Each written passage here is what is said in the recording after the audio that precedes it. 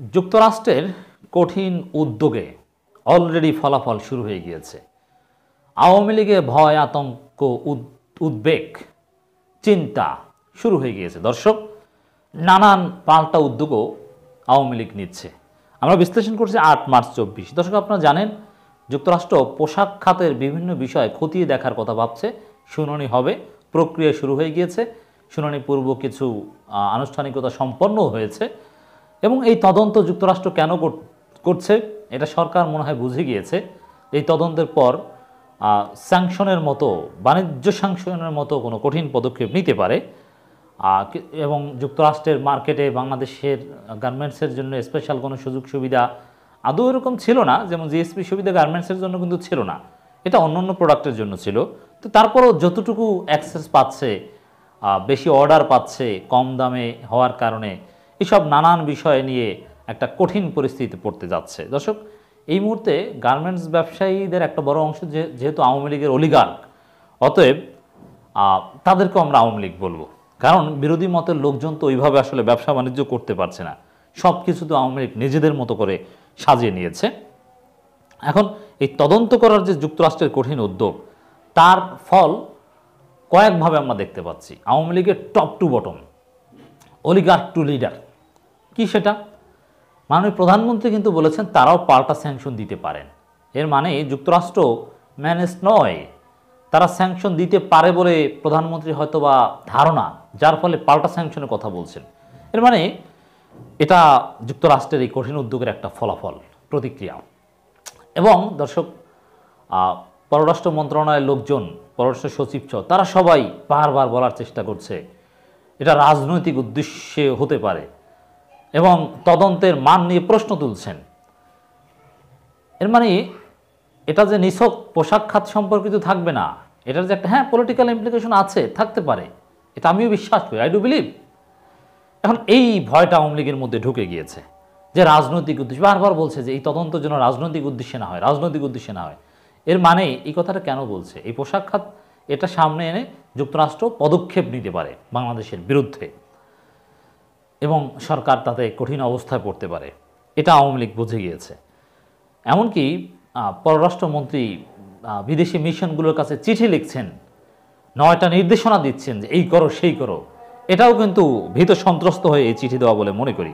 এবং আর একটা ফলাফল দর্শক দেখাবো যে আওয়ামী লীগের ব্যবসায়ী, আওয়ামী লীগের লোকজনের কী অবস্থা। তার পোশাক নিয়ে যুক্তরাষ্ট্রের তদন্ত, উদ্বেগে ব্যবসায়ীরা। এখন এই উদ্বেগটা হচ্ছে আওয়ামী লীগপন্থী ব্যবসায়ীদের, তাদের এই উদ্বেগ একেবারেই স্বাভাবিক। এটাই যুক্তরাষ্ট্রের এই কঠিন পদক্ষেপের একটা ইনস্ট্যান্ট ফলাফল।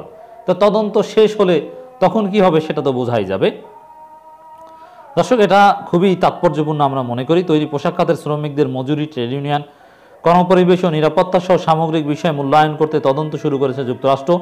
বাংলাদেশ সহ শীর্ষ 5 দেশের বিষয়ে তদন্ত শুরু করেছে দেশটির আন্তর্জাতিক বাণিজ্য কমিশন। দেখেন, তো এটা শুধু বাংলাদেশের বিরুদ্ধে রাজনৈতিক উদ্দেশ্য প্রণোদিতভাবে যুক্তরাষ্ট্র ব্যবহার করছে, এটা বাংলাদেশের ডোমেস্টিক গ্রাউন্ডে বলতে পারবে, কিন্তু যুক্তরাষ্ট্রের সাথে দ্বিপাক্ষিক আলোচনায় বসলে এই ধরনের যুক্তি ধোপে টেকবে না। কারণ কি, এই তদন্ত শুধু বাংলাদেশের ক্ষেত্রে নয়, আরও অনেক দেশের ক্ষেত্রে করছে। এর মানে এটা নিছক, এবং আরও যেসব পয়েন্ট রেইজ করছে, যেমন কম দামে কিভাবে এত ভালো পণ্য বাংলাদেশ বিক্রি করে, এর মানে শ্রমিকদের ঠকায়।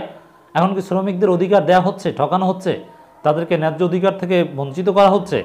এইসব বিষয় খতিয়ে দেখবে। দেখেন যুক্তরাষ্ট্র এখানে কতটা নৈতিক, তাদের নৈতিকতা সব কিছু। আমি একটা কথা বলি বারবার, এবং এটা ফরেন পলিসির একটা মূল কথা, একেবারেই প্রাইমারি একটা প্রিন্সিপালস, যে ethics defines interest, interest defines ethics.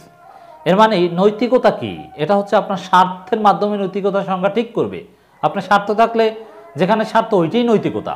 এর বাইরে ফরেন পলিসিতে, ইন্টারন্যাশনাল রিলেশনসে নৈতিকতা বলতে কিছু নেই। অতএব দর্শক, এখানে দেখেন যুক্তরাষ্ট্র কতটা নৈতিকতা দেখাচ্ছে তাদের স্বার্থেই। আমি বলবো কি সেটা, যে তারা কম দামে প্রোডাক্ট পাচ্ছে, ভালো প্রোডাক্ট। বাংলাদেশের গার্মেন্টস তো যথেষ্ট ভালো, তো এতে তো খুশি হওয়ার কথা। বাংলাদেশি মানুষ হলে কি হতো, দেখেন যে আমি আপনি হলে কি হতো, যে কম দামে আমি আপনি ভালো প্রোডাক্ট পাচ্ছি, খুশি খুশি। অতএব কম দামে কিভাবে দিচ্ছে এটা নিয়ে কি আমি তদন্ত করতাম? যে কম দামে দিতে গিয়ে শ্রমিকদের ঠকাচ্ছে কিনা, এ ধরনের মানসিকতা আমাদের আসতো না। কিন্তু তাদের মানসিকতায় আসছে যে কম দামে এত ভালো প্রোডাক্ট কিভাবে দেয়, তাহলে শ্রমিকদের ঠকাচ্ছে কিনা। মানে তারা কম দামে চায় না, তার শ্রমিকদের অধিকার চায়। অতএব রাজনৈতিক উদ্দেশ্যে সরকার এই করছে সেই করছে এটা বলা সহজ, কিন্তু কাগজে কলমে বা প্র্যাকটিক্যালি আলোচনায় বসে সরকার এটা প্রমাণ করতে পারবে না কিছুতেই। বাংলাদেশ সহ শীর্ষ 5 দেশের বিষয়ে তদন্ত শুরু করেছে। 11 মার্চ এই বিষয়ে ওয়াশিংটনে একটি শুনানি হবে। এতে উদ্বেগ প্রকাশ করেছে পোশাক খাতের উদ্যোক্তারা। এসব বিষয় তুলে ধরতে ইতিমধ্যে মার্কিন কমিশনকে চিঠি দিয়েছে পোশাক মালিকদের সংগঠন বিজিএমই।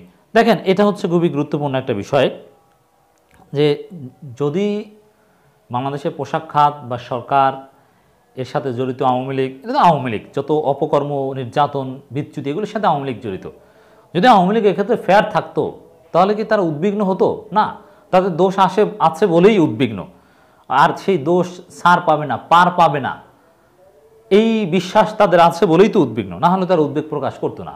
এর মানে যাচ্ছে তাই করবে, শ্রমিকদের নির্যাতন করবে, ট্রেড ইউনিয়নের অধিকার দিবে না, আর ট্রেড ইউনিয়নের কারণে নাকি পাট শিল্প ধ্বংস হয়েছে এইসব কথাবার্তা বলবে, আর যুক্তরাষ্ট্র মুখ বুজে সহ্য করবে না। আওয়ামী লীগ এবার বুঝতে পেরেছে, খবর আছে, এই কারণে একেবারে সরকারের সর্বোচ্চ পর্যায় থেকে ব্যবসায়ী, আওয়ামী ব্যবসায়ী পর্যন্ত, আওয়ামী লীগের পোষ্য ব্যবসায়ী পর্যন্ত চিন্তা উদ্বেগ শুরু হয়ে গিয়েছে। দর্শক, সূত্র বলছে বাংলাদেশের পোশাক শিল্পের পরিস্থিতি নিয়ে তদন্ত করবে যুক্তরাষ্ট্র। বাংলাদেশে ছাড়াও আরও, এগুলো পুরনো কথা আপনাদেরকে জানি, জাস্ট উদ্বেগের বিষয়টা আপনাদেরকে জানাচ্ছি।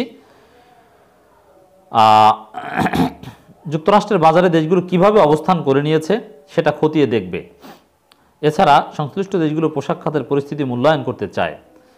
এক কূটনীতিক বলেন, পোশাক রপ্তানি খাতে বাংলাদেশের সবচেয়ে বড় ক্রেতা যুক্তরাষ্ট্র। যদিও কয়েক বছর ধরে যুক্তরাষ্ট্রের রপ্তানির পরিমাণ বেশ কমেছে, এরপরও বাংলাদেশের যুক্তরাষ্ট্র পোশাক রপ্তানি বাজারে দখল করে রেখেছে।